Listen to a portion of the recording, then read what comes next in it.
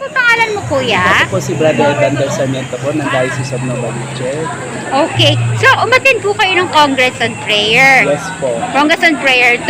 Yes po. So, ano po ang inyong naging dating sa inyo ng Congress on Prayer 2 at saka naging biyaya nito sa iyo?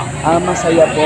Marami pong biyaya, marami pong natutunan, lalo na po sa buhay ng ating minamahal na santa, si Santa Teresa ng Lisieux.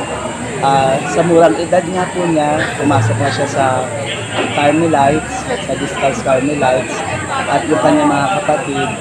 At na-antig po ako sa buhay niya bilang isang mother at isa rin pong santa, na kung sabi nga niya, isasaboy niya ang mga talulot na rosas ng biyaya at pagkapal. Sabi nga, tayo ang biyaya, sabi ni Saint Teresa.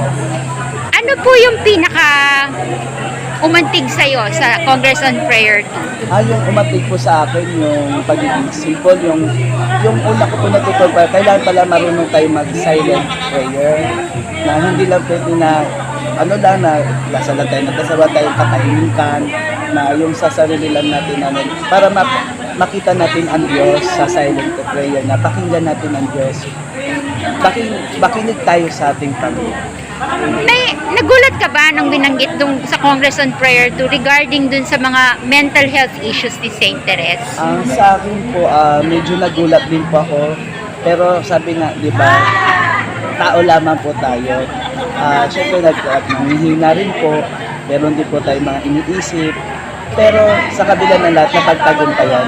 So sa akin po, ang masasabi ko po doon sa mental issues, lalo na po sa ating lipunan, dapat po bigyan sila ng counseling, ipagdasal natin sila, mag-give mercy to others.